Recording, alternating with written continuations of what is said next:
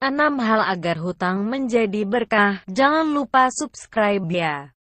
Dengarkan sampai selesai. Lo perlu dengarkan kembali sampai hati Anda tersentuh untuk tidak berbuat dosa dan menentang azab dari Allah SWT, karena sesungguhnya Allah SWT dan Rasul para utusannya sangat menyayangi kita.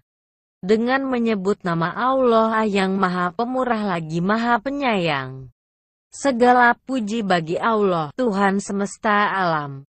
Maha Pemurah lagi Maha Penyayang, yang menguasai di hari pembalasan. Hanya Engkaulah yang kami sembah, dan hanya kepada Engkaulah kami meminta pertolongan. Tunjukilah kami jalan yang lurus, yaitu jalan orang-orang yang telah Engkau beri nikmat kepada mereka. Bukan jalan mereka yang dimurkai dan bukan pula jalan mereka yang sesat. Pemberi hutang atau pinjaman tidak diperkenankan mengambil manfaat atau keuntungan duniawi dari orang yang berhutang. Siapa memberi penangguhan pada orang yang kesulitan bayar hutang, baginya setiap hari ada pahala sedekah senilai hutang. Hutang piutang sudah menjadi muamalah yang tidak bisa dihindari dalam kehidupan sehari-hari. Hutang piutang diperbolehkan di dalam Islam karena ia termasuk akad ta'awun, tolong-menolong, untuk menolong orang yang membutuhkan bantuan dan juga merupakan akad tabaru sosial sebagai kepedulian untuk membantu orang-orang yang sedang dalam kesulitan. Bahkan memberikan hutangan kepada orang yang membutuhkan nilai pahalanya lebih besar daripada bersedekah kepada para peminta-minta. Nabi Shallallahu Alaihi Wasallam bersabda dalam hadits yang diriwayatkan Ibnu Majah. Pada waktu peristiwa Isra, aku melihat pada pintu sorga tertulis sedekah dibalas dengan 10 kali lipat, dan memberi hutangan dibalas dengan 18 kali lipat. Maka aku, Nabi Shallallahu Alaihi Wasallam, bertanya, "Wahai Jibril, mengapa memberi hutangan lebih afdol ketimbang sedekah?" Jibril menjawab, "Karena seorang peminta-minta dia meminta sedekah padahal dia sudah mempunyai sesuatu, sedangkan orang yang berhutang tidaklah ia berhutang kecuali karena ia memang sangat membutuhkan. Agar hutang piutang sesuai syariah, mendatangkan pahala dan tidak jatuh kepada riba, maka ada beberapa hal yang harus diperhatikan. Pertama, pemberi hutang atau pinjaman tidak diperkenankan mengambil manfaat atau keuntungan duniawi dari orang yang berhutang. Sebab keuntungan yang didapat dari pemberian pinjaman termasuk riba. Nabi Shallallahu Alaihi Wasallam bersabda, apabila salah seorang kalian memberi hutang pada seseorang, kemudian dia memberi hadiah kepadanya, atau membantunya naik ke atas kendaraan, maka janganlah ia menaikinya dan jangan menerimanya, kecuali jika hal itu telah terjadi antara keduanya sebelum itu. Hr. Ibnu Majah. Terkecuali kalau keuntungan tersebut tidak diisyaratkan di awal akad, maka diperbolehkan bagi pemberi pinjaman untuk menerimanya. Seperti ketika orang yang berhutang pada saat melunasi hutangnya memberi hadiah kepada pemberi hutang sebagai tanda terima kasih atas bantuan hutang atau pinjaman yang diberikan.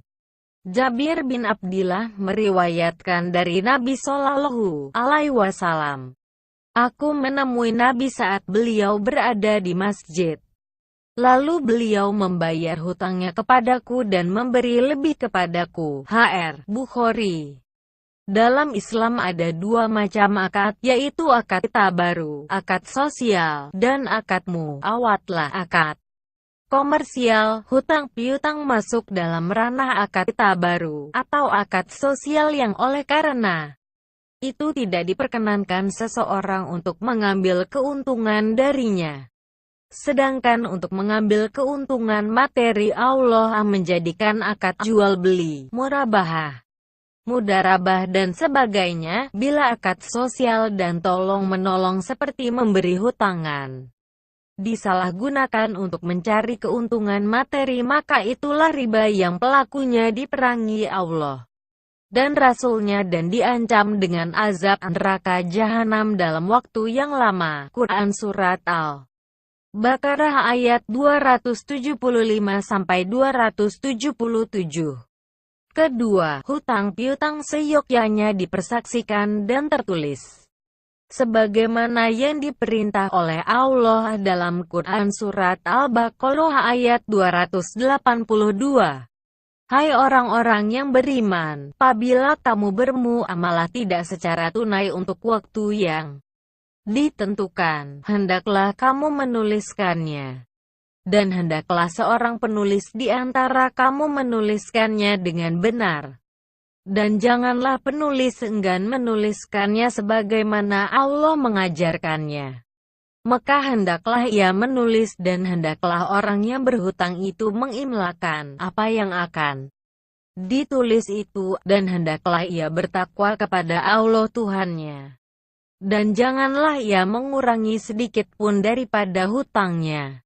Jika yang berhutang itu orang yang lemah akalnya atau lemah keadaannya atau dia sendiri tidak mampu mengimlakan, maka hendaklah walinya mengimlakan dengan jujur.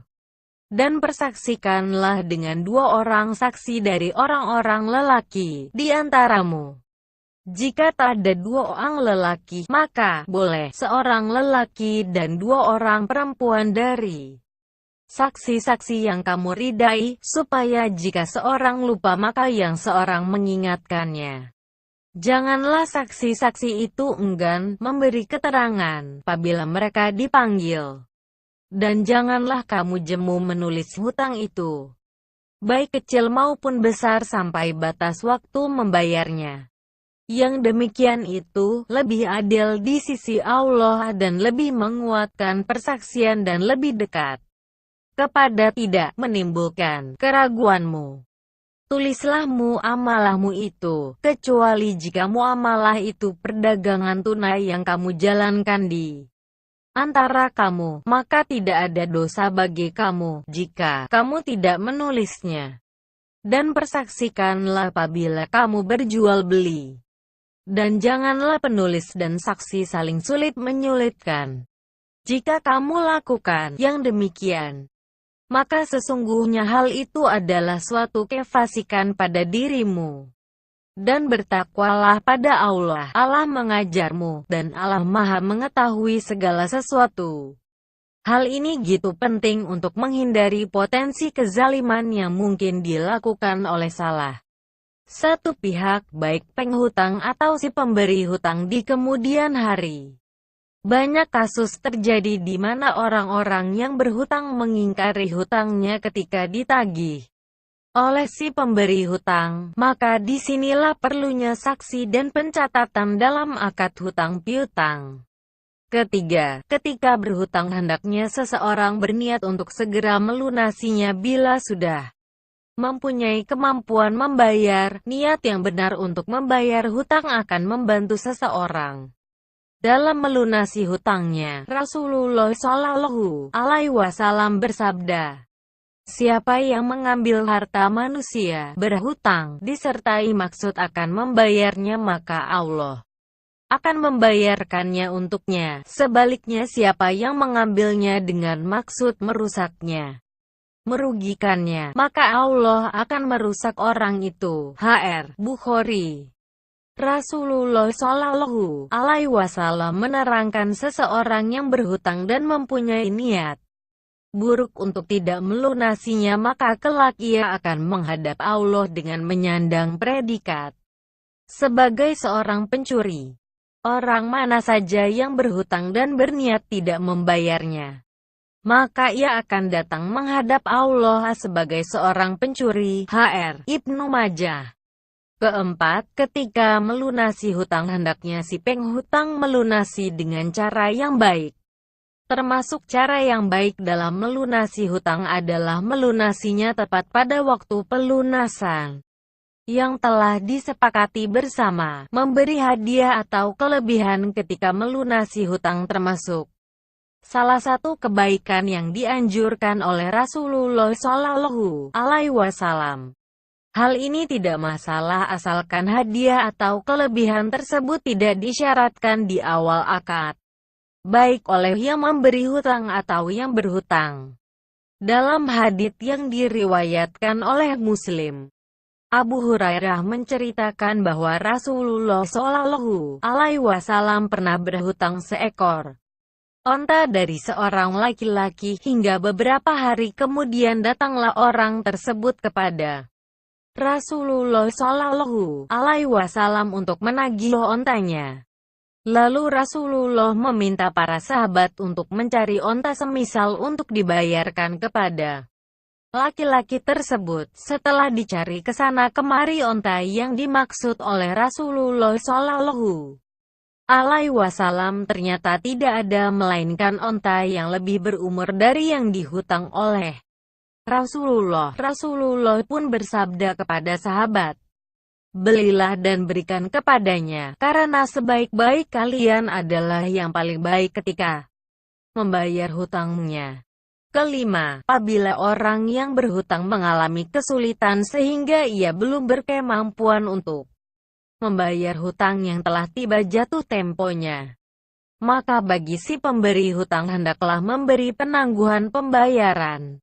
Memberi penangguhan kepada orang yang kesulitan membayar hutang adalah akhlak terpuji yang memiliki banyak keutamaan. Di antaranya, ia akan mendapat naungan dan perlindungan dari Allah pada hari kiamat.